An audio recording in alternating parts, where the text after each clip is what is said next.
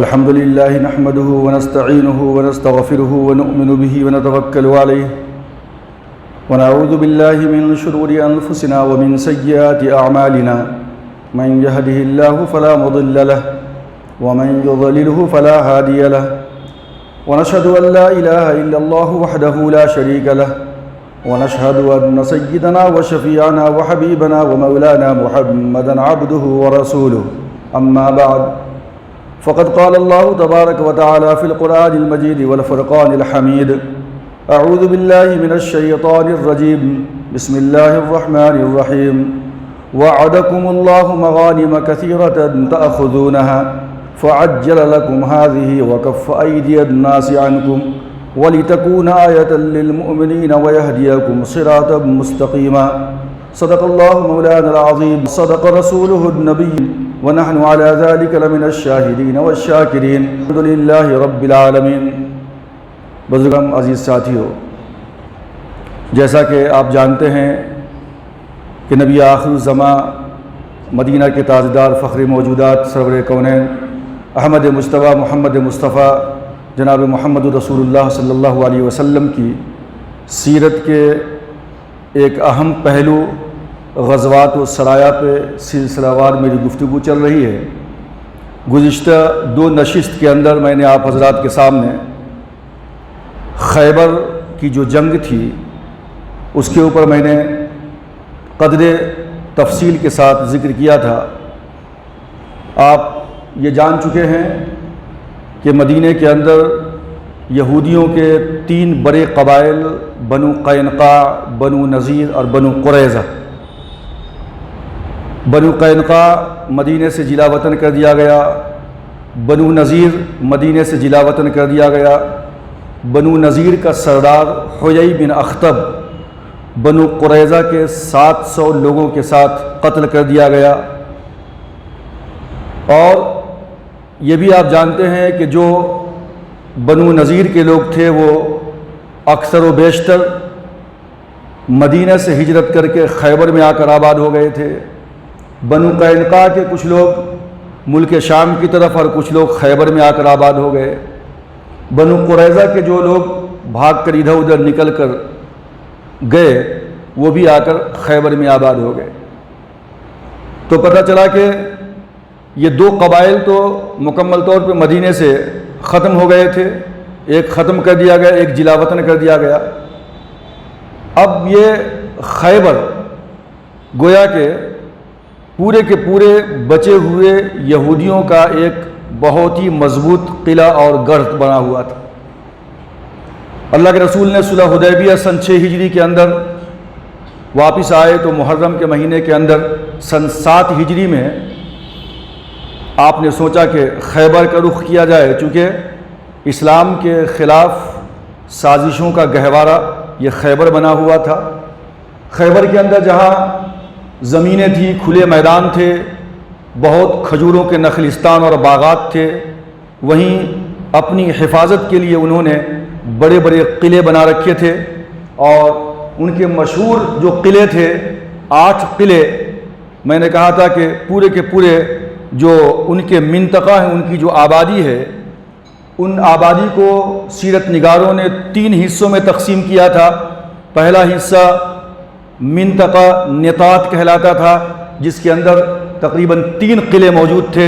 پہلا قلعہ نعیم تھا، دوسرا صعب بن معاذ تھا، اور تیسرا قلعہ جو ہے وہ زبیر تھا، قلعہ زبیر۔ یہ 3 نطات کے علاقے میں آتے تھے۔ اس کے علاوہ جو دوسرا حصہ تھا اس کو منطقہ شق کہا جاتا تھا، اور منطقہ شق کے اندر 2 قلعے تھے مشہور ان کے، قلعہ ابی اور قلعہ نزار۔ میں نے کہا تھا کہ یہ 5 قلعے ہو گئے۔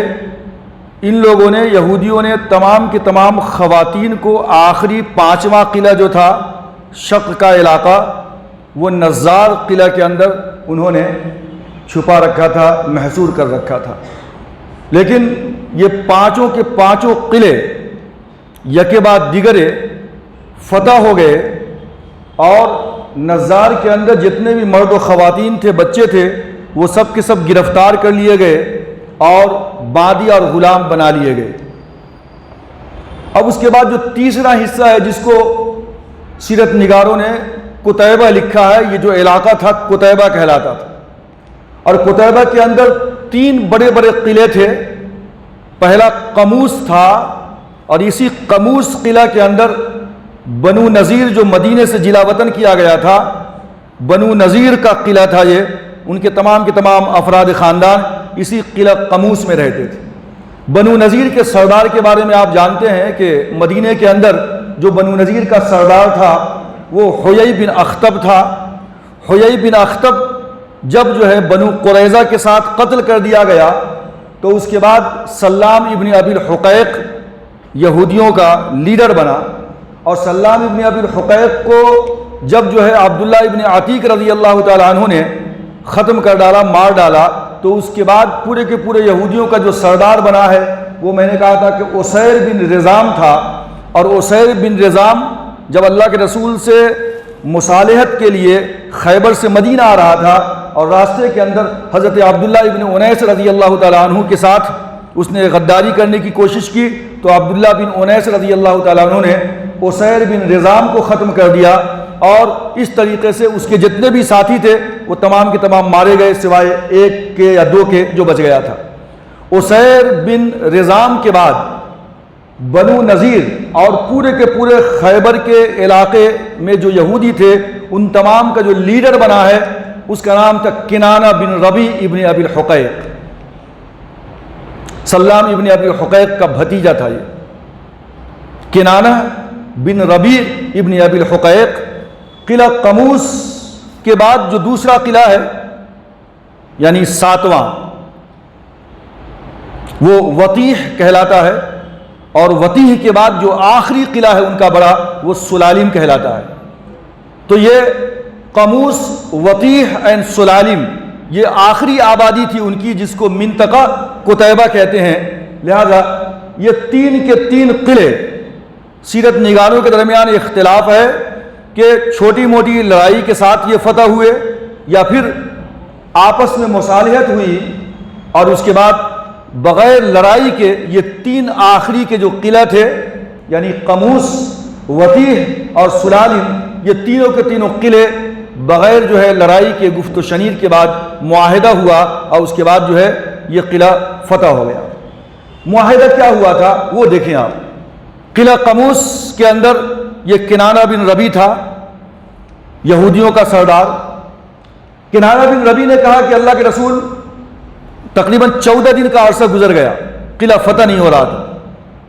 اللہ کے رسول نے منجنیق سے کچھ پتھر برسائے تو وہ ڈر کے مارے نیچے اترے اور مصالحت کی پیشکش کی کہ کیا یہ ممکن ہے کہ ہم آپس میں کچھ گفتگو کریں اور لڑائی جھگڑے کے بغیر یہ معاملہ طے ہو جائے۔ اللہ کے رسول نے فرمایا کہ اجازت ہے، بولو کیا کہنا چاہتے ہو۔ بولے کہ اللہ کے رسول ہمیں آپ تمام کے تمام جتنے بھی یہودی لوگ ہیں اس قلعہ کے اندر ہے، اس کے بعد جتنے بھی قلعے ہیں وطیح اور سلالم، قموس، یہ تینوں قلعہ کے اندر جتنے بھی لوگ ہیں ان تمام کی جان بخش دی جائے، اور ہم اپنا سارا ہتھیار، ساز و سامان، سونے چاندی، درہم و دنانیر، جو بھی ہمارے پاس ہے، جتنی مالیت ہمارے پاس ہے آخری کے 3 قلعہ میں، قموس کے اندر، وطیح کے اندر اور سلالم کے اندر، ان میں رہنے والے جتنے لوگ ہیں سب کی جان بخش دی جائے، اور ہم لوگوں کو صرف اتنی اجازت دی جائے کہ ہم اپنے پیٹھ کے اوپر جتنا کپڑا لے کر جا سکتے ہیں اتنا کپڑا ہمیں لے جانے کی اجازت دی جائے، ہم خیبر کو چھوڑ کر کہیں اور جا کر آباد ہو جائیں گے۔ اللہ کے رسول نے فرمایا کہ ٹھیک ہے، اجازت دے دی گئی۔ اب سوال یہ ہے کہ آخری کے جو 3 قلعے تھے قموس، وطیح اور سلالم، ان کے لوگ غلام اور بادی نہیں بنائے گئے، لیکن پہلے کے جو 5 قلعے تھے، نعیم ہے، صعب ہے، زبیر ہے، اور اسی طریقے سے جو ہے ابی ہے اور نزار ہے، یہ 5 قلعے تو لڑائی کے بعد فتح ہوئے تھے، لہٰذا نزار میں پوری عورتیں، بچے، مرد یہ سب غلام اور بادی بنا لیے گئے۔ لیکن اللہ کے رسول صلی اللہ علیہ وسلم کی جو ایک اہلیہ ہے، ایک وائف، جن کا نام ہے حضرت صفیہ رضی اللہ تعالی عنہا، اور آپ یاد رکھیں کہ صفیہ رضی اللہ تعالی عنہ یہ قموس کے قلعے کے اندر جو سردار تھا، جو پورے یہودیوں کا سردار تھا، کنانہ بن ربی ابن ابی الحقیق، یہ ان کی وائف تھی حضرت صفیہ۔ کنانہ بن ربی جو یہودیوں کا سردار ہے، قلعہ قموس میں جو مصالحت کی گفتگو کر رہا تھا، معاہدہ طے ہو گیا کہ یہاں سے نکل جانا ہے، ہم سب کی جان بخش دی جائے، کسی کو غلام اور کسی کو باندی نہ بنایا جائے، لہٰذا یہ بات تو طے ہو گئی۔ لہٰذا حضرت صفیہ رضی اللہ تعالیٰ عنہ پھر کیسے باندی بنی اور پھر اللہ کے رسول کے نکاح میں کیسے آئی؟ تو آپ اس بات کو ذہن میں رکھیں کہ معاہدہ کس شرط پہ ہوا تھا کہ ہم پورا ساز و سامان چھوڑ دیں گے، ساری مال و دولت یہیں چھوڑ دیں گے، صرف اپنا کپڑا جتنا پیٹھ پہ لاد سکتے ہیں لے کر ہم چلے جائیں گے۔ یہ بات ہو گئی، اللہ کے رسول نے اس تجویز کو منظور کر لیا۔ لیکن جب باری جانے کی آئی، اللہ کے رسول نکلنا چاہتے تھے وہاں سے، تو پھر ان لوگوں نے ایک اور ریکویسٹ کیا، درخواست کیا کہ حضور اتنی بڑی خیبر کی زمین، اتنا بڑا نخلستان، اور آپ کے پاس جتنے صحابہ ہیں یہ لوگ کاشتکاری سے واقف نہیں ہیں، کاشتکاری کیسے کی جائے؟ لہذا ہم سب کو اپنے ماتحتی میں ایز اے رعایا یہاں پہ رہنے دیا جائے، اور پورے کے پورے خیبر کی زمینوں کو ہم اپنی محنت مشقت سے اپنا پیسہ لگا کر کے کاشتکاری کریں گے، لیکن جب فصل کاٹنے کا وقت ہوگا، جب فصل تیار ہو جائے گی، تو آپ اپنے آدمی کو بھیج دیجئے اور فصل کے اندر سے 50-50 آدھا آدھا کر کے آدھا ہم لے لیں گے اور آدھا آپ کو دے دیں گے۔ اللہ کے رسول نے سوچا کہ بات تو بالکل معقول ہے، کیونکہ اگر صحابہ کرام کو اتنی بڑی زمینیں مل رہی ہیں اور یہ سب کے سب اسی کام میں لگ جائیں کاشتکاری میں، تو پھر آگے اسلام کی تعلیم، تبلیغ اور جہاد کا جو عمل ہے اس کو آگے کیسے بڑھایا جائے گا؟ ابھی تو اور دشمنوں سے مقابلہ کرنا تھا۔ اللہ کے رسول نے کہا ٹھیک ہے، تم لوگ کاشتکاری کرو، کھیتی باڑی کرو، اور آدھا آدھا 50-50 فصل کے کٹنے کا وقت ہم کو دے دیا کرو۔ بات یہاں تک طے ہو گئی۔ اس کے بعد جو ایک بات تھی کہ لے کر کے صرف کپڑا یہاں سے جانا ہے، تو گویا کہ پورا ساز و سامان مسلمانوں کے قبضے میں دے دینا تھا، جتنے بھی ہیرے جواہرات اور جو بھی سونا چاندی تھے، تلواریں تھی، ہتھیار تھے، سب مسلمانوں کے سپرد کر دینا تھا۔ ان کو کاشتکاری کرنے کے لیے رکھا گیا تھا۔ اللہ کے رسول نے آگاہ کر دیا تھا، متنبہ کر دیا تھا کہ اگر تم لوگوں نے کچھ چھپانے کی کوشش کی تو انجام تمہارا قتل ہوگا، تم کو پھر سے باندی اور غلام بنا لیا جائے گا۔ اب ہوا یہ کہ کنانہ بن ربی ابن ابی الحقیق، یہودیوں کا سردار، حضرت صفیہ کا شوہر، اس نے ایک چمڑے کے اندر بہت سارا درہم و دنانیر، اور جو مدینے سے بنو نذیر کا سردار حیی بن اخطب، حضرت صفیہ کے والد، جو لے کر کے آیا تھا، اس کو پورے کو ایک چمڑے کے اندر بند کر کے ایک گڑھا کھود کر کے اس گڑھے میں لے جا کے دفنا دیا سارے مال و دولت۔ اسی کا ایک رشتہ دار یہودی کا، اس نے اللہ کے رسول کو اطلاع دیا کہ بار بار یہ کنانہ بن ربی اس طرف جاتا ہے، کچھ نہ کچھ معاملہ ضرور ہے۔ اللہ کے رسول نے کہا کہ تحقیق کرو۔ اس سے پوچھا گیا، حضرت زبیر ابن العوام رضی اللہ تعالیٰ عنہ کو کہا اللہ کے رسول نے کہ کنانہ بن ربی سے سوال کرو، پوچھو کہ آخر بار بار وہاں جانے کی وجہ کیا ہے۔ اس نے کہا نہیں، ایسی کوئی بات نہیں ہے۔ اللہ کے رسول کو بعض سیرت نگاروں نے لکھا ہے کہ بذریعہ وحی بھی بتلایا گیا کہ کنانہ بن ربی نے فلاں مقام کے اوپر مال کو دفن کر رکھا ہے، چھپا رکھا ہے۔ اللہ کے رسول نے کھودنے کا حکم دیا، اور پھر اس کے اوپر سختی کی گئی، مار پیٹ کی گئی کنانہ بن ربی کی، تو اس نے بھی اقبال جرم کیا کہ ہاں میں نے مال فلاں مقام کے اوپر چھپایا ہے، اور کھودنے کے بعد وہ مال وہاں سے برآمد ہوا۔ اس کے بعد اللہ کے رسول صلی اللہ علیہ وسلم نے کنانہ بن ربی کے قتل کا حکم دیا، اور کنانہ بن ربی کی جو وائف تھی صفیہ، اور کنانہ بن ربی کی دو اور چچیری بہنیں، اور قلعہ قموس میں اس کے خاندان کے کنانہ بن ربی کے جتنے بھی لوگ تھے سب کو گرفتار کر لیا گیا، غلام اور بادی بنا لیا گیا۔ کنانہ بن ربیع کے 2 بیٹا پہلے سے تھا، وہ دونوں کو قتل کر دیا گیا۔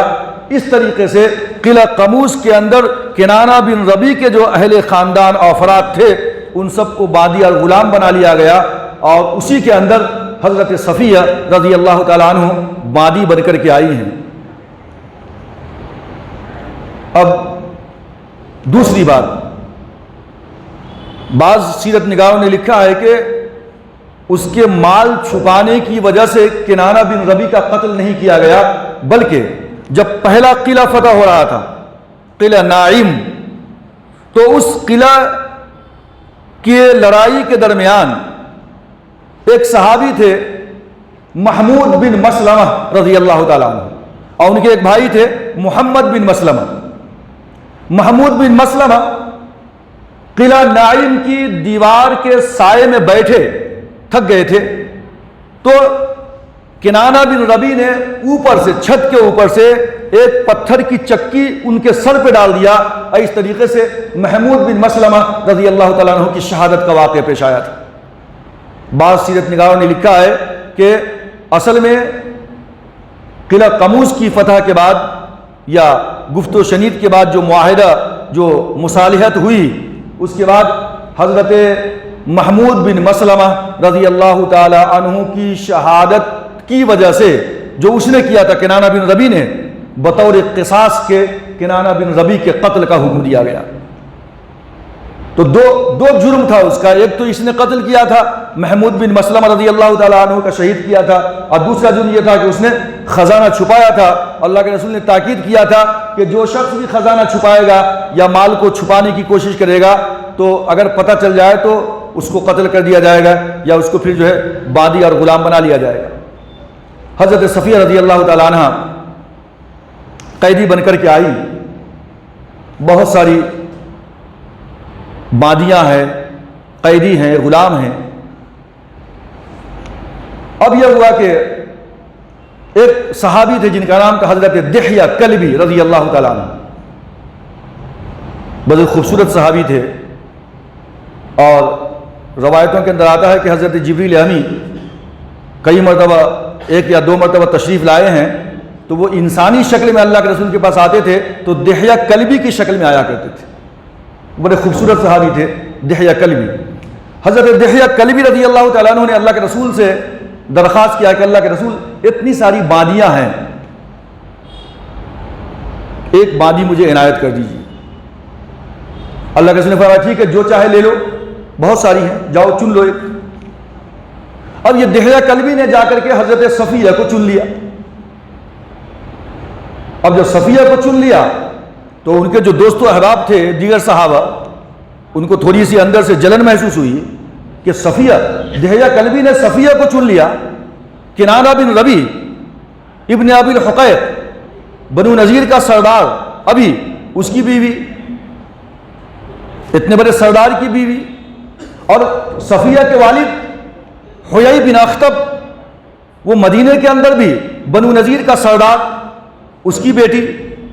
اچھا، کنانہ بن ربیع کے نکاح میں آنے سے پہلے یہ سلام یعنی سلام بن مشکم، ایک اور یہودی تھا بہت بڑا رئیس مالدار، سلام بن مشکم کے نکاح میں تھی یہ صفیہ۔ سلام بن مشکم نے طلاق دے دیا، کسی وجہ سے کوئی اولاد نہیں تھی، تو سلام بن مشکم کے طلاق کے بعد کنانہ بن ربیع کے نکاح میں آئی تھی، جو ابھی نئی نویلی دلہن تھی، زیادہ دن نہیں ہوئے تھے۔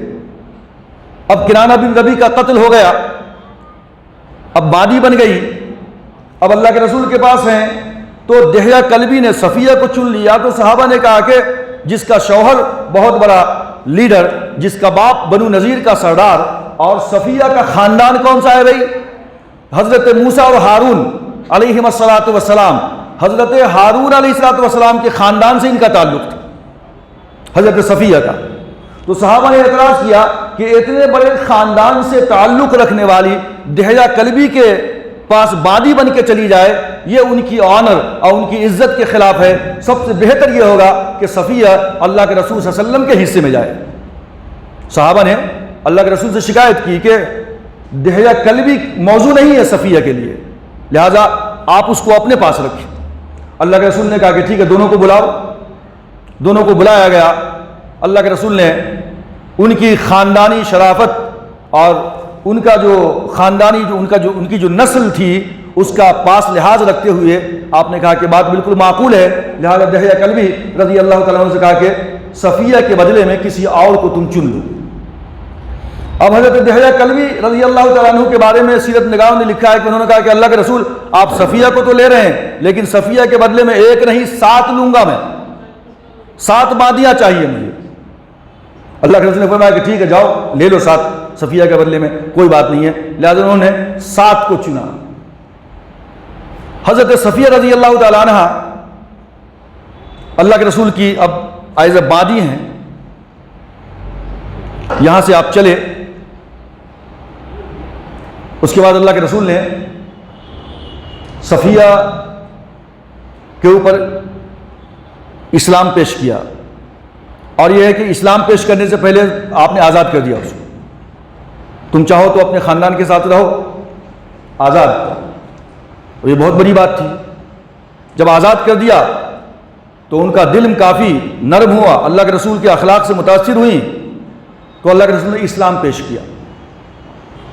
انہوں نے فوراً اسلام قبول کر لیا. جب اسلام قبول کر لیا تو اللہ کے رسول نے فوراً جو ہے نکاح کی پیشکش کر دی. صفیہ نے بخوشی اس کو قبول کر لیا. اور یہاں تک کہ خوشی کے عالم میں صفیہ نے کہا اندھا ہم آگے 2 آنکھیں, شوہر قتل ہو چکا ہے, باپ قتل ہو چکا ہے, خاندان کے لوگ پورے غلام اور بادی بنا لیے گئے ہیں, اب بیچاری کرے تو کیا کرے. تو اس کو بڑی خوشی ہوئی اور اس نے فرمایا کہ حضرت صفیہ نے فرمایا کہ اللہ کے رسول آپ نے جو مجھے آزاد کیا ہے یہ میری آزادی گویا کہ مہر ہے میرے لیے. مہر دینے کی ضرورت نہیں ہے, میری آزادی ہی مہر ہے. خوش ہو کر کے انہوں نے کہا. اب اللہ کے رسول کے نکاح میں آ گئی. کچھ دنوں کے بعد جو عورتوں کا ماہواری سلسلہ مینسس ہوتا ہے, حیض کا مسئلہ, وہ ان کو شروع ہو گیا. اور 4-5 دنوں کے بعد ایک مقام ہے جس کا نام ہے صحبہ. مقام صحبہ کے اوپر جب اللہ کے رسول نے پڑاؤ ڈالا ہے تو وہاں پہ وہ جو ہے پاک ہو گئی. مطلب حیض کا سلسلہ منقطع ہو گیا. جب حیض کا سلسلہ منقطع ہو گیا تو اللہ کے رسول کے ساتھ جو ہے حضرت ام سلمہ رضی اللہ تعالی عنہ تھی. یعنی اس سفر کے اندر, خیبر کے سفر میں تقریباً 20 خواتین بھی تھیں. اللہ کے رسول غزوہ احد کے بعد عورتوں کو لے جانا ناپسند کرتے تھے میدان جنگ میں, لیکن یہ لوگ آ گئی تھی. اللہ کے رسول نے ناراضگی کا اظہار کیا. ان لوگوں نے کہا کہ ہم لوگ کچھ دوا دارو کر دیں گے, کچھ پانی پلائیں گے مجاہدوں کو, اجازت دیں ہمیں. اللہ کے رسول نے اجازت دے دیا. تو 20 خواتین بھی تھیں. تو اللہ کے رسول کی ایک وائف حضرت ام سلمہ بھی تھی رضی اللہ تعالیٰ عنہ. ان سے کہا کہ ان کو تیار کر کے نہا دہلا کر کے آپ جو ہے ہمارے ٹینٹ کے اندر ہمارے کیمپ میں بھیج دیں. لہذا حضرت صفیہ رضی اللہ تعالیٰ عنہ کے ساتھ اللہ کے رسول نے جو ہے وہ شب عروسی منائی ہے مقام صحبہ کے اوپر. اور 3 دن تک اللہ کے رسول حضرت صفیہ کے ساتھ رہے ہیں وہاں پہ. پھر اس کے بعد آپ آگے بڑھے ہیں. اور اس کے بعد آتا ہے حدیث کے اندر کہ جب اونٹ کے اوپر اللہ کے رسول حضرت صفیہ کو چڑھا رہے تھے تو آپ نے اپنے گھٹنے کو اونٹ کے قریب ٹیڑھا کر دیا تھا. حضرت صفیہ اس کے اوپر اپنی ران یا اپنے پاؤں کو رکھ کر کے اوپر چڑھی تھی. اللہ کے رسول صلی اللہ علیہ وسلم کا طریقہ اور آپ کی محبت اپنی بیوی کے ساتھ, یہ ہم تمام کے لیے ایک درس ہے, ایک سبق ہے کہ ہمیں اپنی بیویوں کے ساتھ کس طرح جو ہے پیش آنی چاہیے. کیسی محبت کا معاملہ تھا. اور جب اوپر آپ گئی ہیں تو آپ نے اپنی آبا, اپنی چادر سے پردہ کر دیا. جب مدینے کے اندر پہنچی ہیں تو ایک صحابی کے گھر میں ان کو رکھا گیا. تو تمام کی تمام خواتین دیکھنے کے لیے آئی. اللہ کے رسول کی وائف صفیہ خیبر سے آئی ہیں. تو ان تمام عورتوں کے ساتھ ساتھ حضرت عائشہ رضی اللہ تعالیٰ عنہ بھی آئی. اس طرح آئی کہ چادر سے اپنے فیس کو, اپنے منہ کو چھپا لیا تاکہ مجھے اللہ کے رسول پہچان نہ سکے. جب دیکھ کر کے واپس آ رہی تھی اللہ کے رسول نے پہچان لیا عائشہ ہے. تو بولے کہ عائشہ صفیہ کیسی لگی؟ تو بھائی کہ سودن تھی نا. تو عائشہ رضی اللہ تعالیٰ نے فرمایا کہ ہاں یہودن ہے. تو اللہ کے رسول نے فرمایا کہ نہیں, وہ اسلام لا چکی ہے اور اسلام لانے کے بعد پرانی باتیں پوری ختم ہو گئی اور اس کا اسلام بہت پکا اور سچا ہے، ایسی بات نہ کیا کرو۔ یہ ہو گیا۔ حضرت صفیہ رضی اللہ تعالیٰ عنہ اللہ کے رسول کو بہت پسندیدہ تھی، ان کی ہائٹ کچھ کم تھی۔ حضرت عائشہ رضی اللہ تعالیٰ عنہ سے ایسی گفتگو چل رہی تھی ایک مرتبہ، تو حضرت عائشہ نے ان کے ہائٹ کی شکایت کی اللہ کے رسول کے سامنے۔ صفیہ کیا ہے؟ ایک تو خیبر سے آئی ہوئی ہے، یہودی تھی پہلے، اسلام بعد میں قبول کیا ہے، ہائٹ بھی ان کی کم ہے۔ تو اللہ کے رسول نے فرمایا کہ اے عائشہ، تم نے ایسا جملہ اپنے منہ سے نکالا ہے کہ اگر اس کو سمندر میں ڈال دیا جائے تو سمندر کا سارا پانی مقدر ہو جائے۔ ایک مرتبہ اللہ کے رسول صفیہ کے پاس تشریف لے گئے تو وہ رو رہی تھی۔ بولے اے صفیہ کیوں رو رہی ہو؟ اللہ کے رسول نے پوچھا کیوں رو رہی ہو؟ بولے کہ یہ حفصہ حضرت عمر رضی اللہ تعالیٰ عنہ کی بیٹی، اللہ کے رسول کی بیوی حضرت حفصہ، حضرت عائشہ ابو بکر صدیق کی بیٹی، اللہ کے رسول کی بیوی، تو یہ حفصہ اور عائشہ دونوں مجھ کو تانا دیا کرتی ہیں کہ میں عمر کی بیٹی ہوں، میں ابو بکر کی بیٹی ہوں، لیکن تمہارا تعلق تو یہودیوں کے ساتھ ہے، تمہارا مقابلہ ہم سے نہیں کیا جا سکتا، اس لیے مجھے رونا آ گیا۔ تو اللہ کے رسول نے تسلی دیا اور فرمایا کہ تم نے جواب کیوں نہیں دیا کہ تم لوگ مجھ سے بہتر کیسے ہو سکتی ہو جبکہ میرا چچا حضرت موسیٰ ہے اور میرا باپ ہارون ہے علیہ الصلوۃ والسلام، اور میرے شوہر محمد رسول اللہ صلی اللہ علیہ وسلم ہے۔ تو جس کا چچا موسیٰ ہو، جس کا باپ جو ہے حضرت ہارون ہو، اور جس کا شوہر محمد رسول اللہ صلی اللہ علیہ وسلم ہو، تو ان سے بہتر تم کیسے ہو سکتی ہو؟ تو بہرکیف اللہ کے رسول صلی اللہ علیہ وسلم کو حضرت صفیہ سے بڑا تعلق تھا، بڑی محبت تھی، بہت خیال رکھتے تھے۔ اللہ کے رسول مرض الموت میں تھے تو اس وقت حضرت صفیہ بیٹھی تھیں اور تمام کی تمام اللہ کے رسول کی جو ہے بیویاں تھیں، ان کے سامنے حضرت صفیہ نے کہا کہ کاش کہ اللہ کے رسول کو جو تکلیف ہو رہی ہے وہ تکلیف مجھ پہ آ جاتی۔ تو تمام بیویوں نے ایک دوسرے کو اشارہ کیا کہ دیکھو کیا کہہ رہی ہے۔ تو اللہ کے رسول نے اشارے سے فرمایا کہ تم لوگ ایسا نہ سوچو، صفیہ اپنے قول کے اندر بالکل سچی ہے، یہ بالکل سچ کہہ رہی ہے۔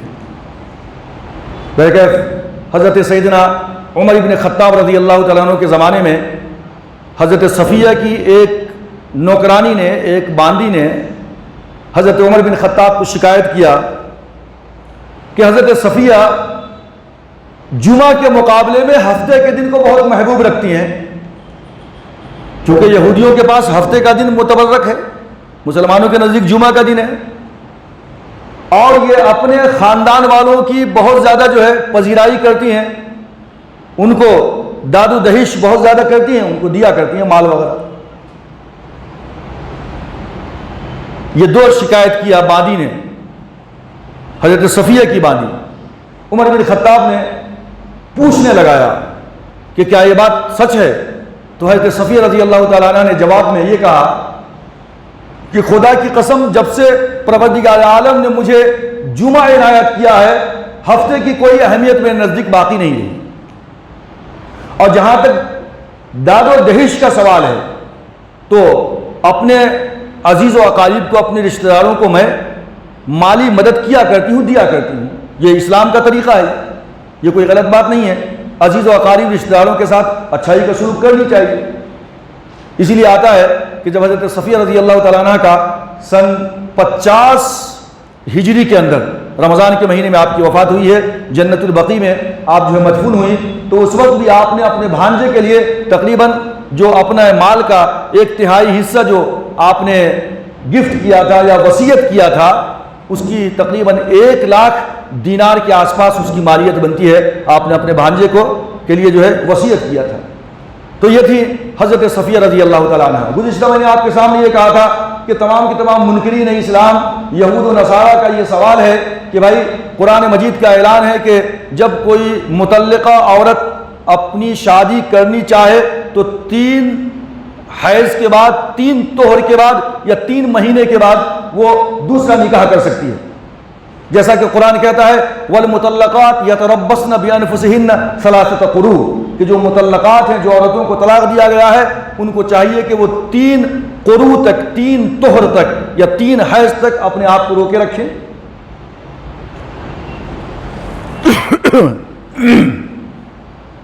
اور اگر شوہر مر گیا تو 4 مہینے 10 دن، والذین یتوفون منکم ویذرون ازواجا یتربصن بانفسہن 4 اشہر وعشرا، آیت نمبر 234 ہے سورہ جو ہے بقرہ کی، اور پہلے والی آیت 228 تھی، وہ بھی جو ہے بقرہ کی ہے، سورہ بقرہ کی۔ تو بہرکیف اگر شوہر مر گیا تو 4 مہینے 10 دن عدت ہے، اور کوئی مطلقہ عورت ہے تو اس کے لیے عدت 3 مہینے ہے، 3 طہر۔ لیکن اللہ کے رسول نے حضرت صفیہ سے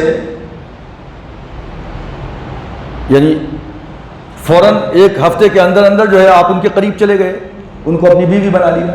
یہ کیسے ممکن ہے کہ صحابہ قرآن پہ عمل نہیں کر رہے؟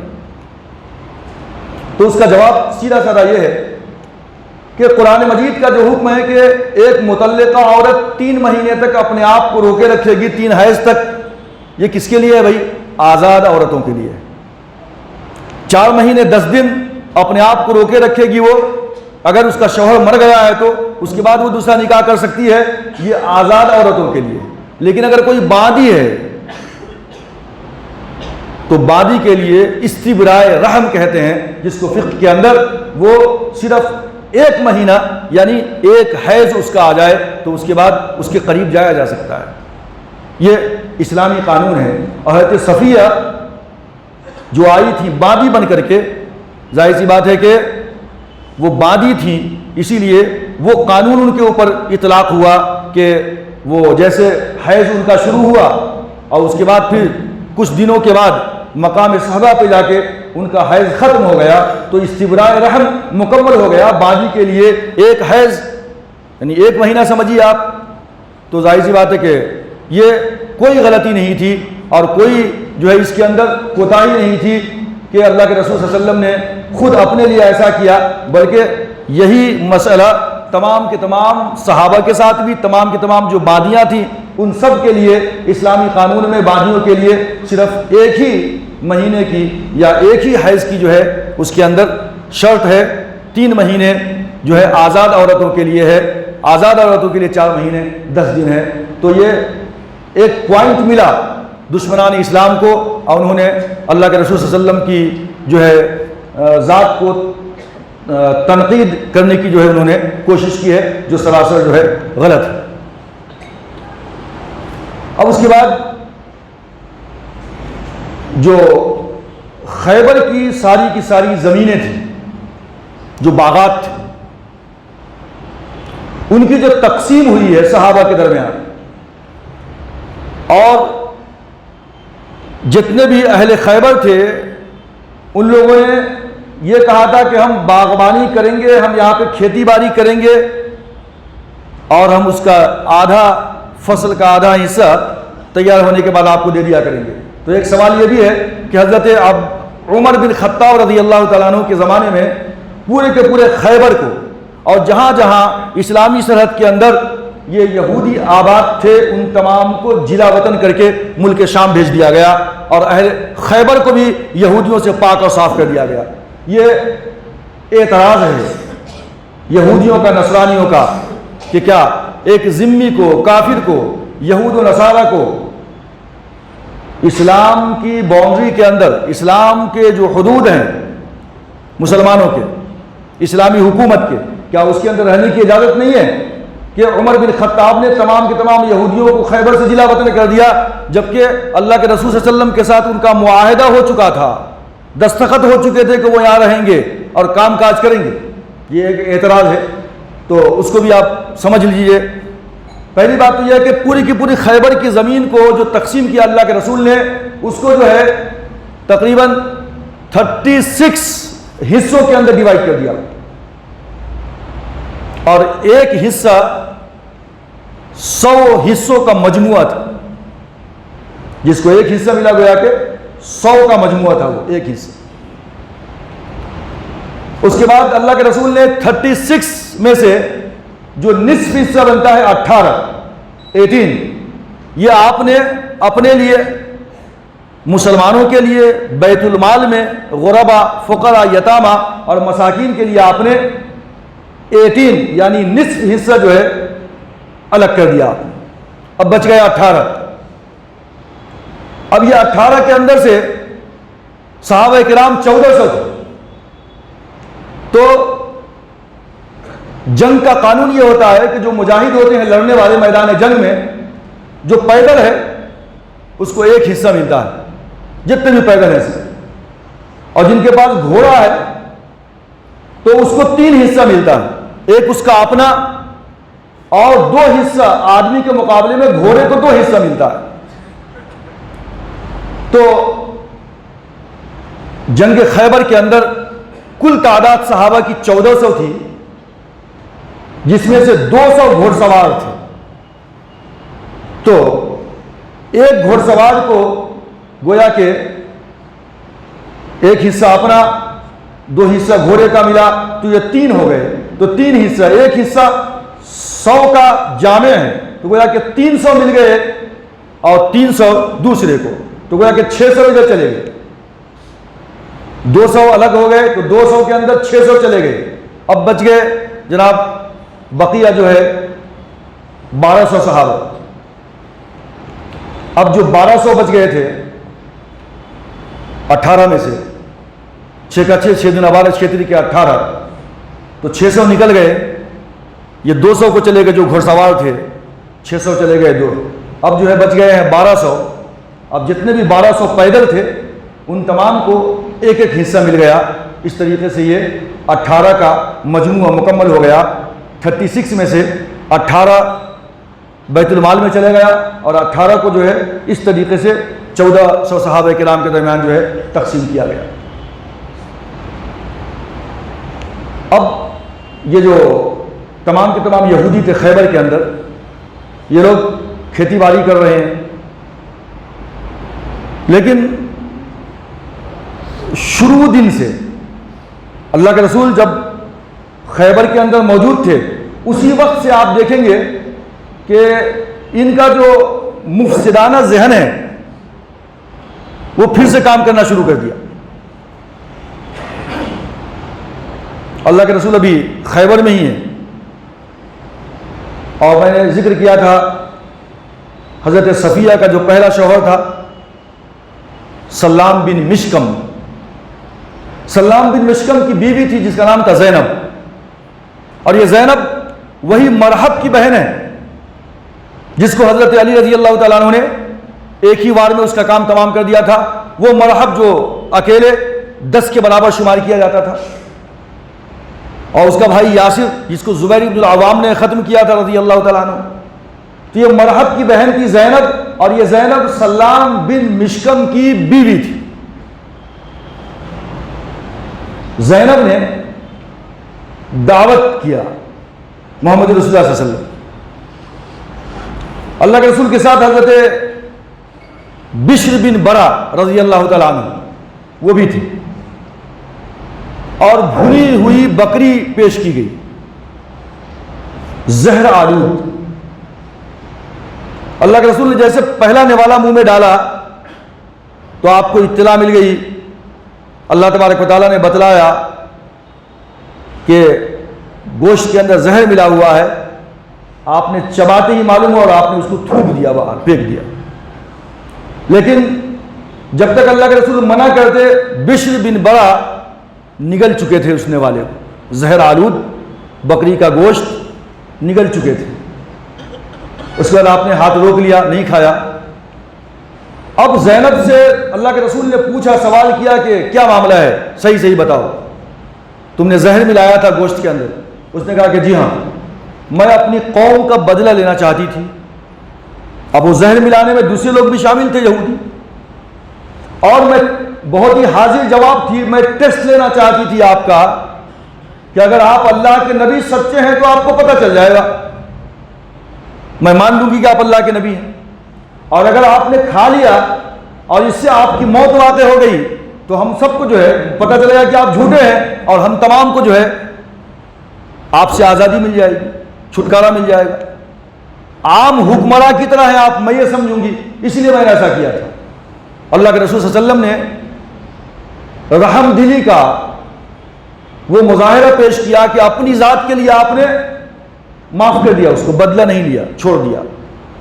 لیکن 2-3 دنوں کے بعد وہ زہر کا اثر حضرت بشر بن برا کے اوپر ہوا اور وہ شہید ہو گئے۔ تو اب اللہ کے رسول نے زینب کو گرفتار کروا کے بشر بن برا رضی اللہ تعالیٰ عنہ کے خاندان والوں کے حوالے کیا، اور قصاص کے اندر بدلے کے طور پہ زینب کو بھی جو ہے قتل کر دیا گیا۔ تو یہ ایک پہلی سازش تھی جو اللہ کے رسول کے ساتھ کی گئی آپ کی موجودگی میں خیبر کے اندر۔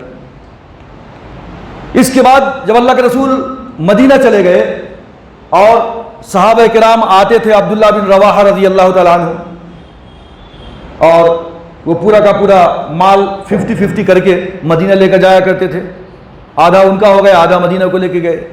حضرت عبداللہ بن رواحہ کی جب وفات ہو گئی تو ان کے بعد حضرت معاذ بن جبل رضی اللہ تعالیٰ عنہ آیا کرتے تھے یہ وصول کرنے کے لیے سارا کا سارا مال غلہ۔ اسی درمیان میں اللہ کے رسول مدینے میں ہے تو ایک صحابی تھے عبداللہ بن سہل بن زید الانصاری رضی اللہ تعالیٰ عنہ، یہ آئے ہوئے تھے خیبر کے اندر، اور یہودیوں نے کس طریقے سے چھپ کر کے عبداللہ بن سہل رضی اللہ تعالیٰ عنہ کو شہید کر کے ایک نہر کے کنارے ڈال دیا۔ اللہ کے رسول نے پوچھا تو سبوں نے انکار کر دیا، ہم کو نہیں معلوم، ہم کو نہیں معلوم۔ اللہ کے رسول نے بیت المال سے اس کا جو ہے قصاص یعنی اس کا کمپنسیشن آپ نے ان کے گھر والوں کو دیا۔ یہ 2 سازش اللہ کے رسول کے سامنے ہوئی، آپ کی موجودگی میں ہوئی۔ اس کے بعد ابو بکر صدیق رضی اللہ تعالیٰ عنہ کا زمانہ آیا، تمام کے تمام یہودی خیبر میں تھے، کام کاج کرتے تھے۔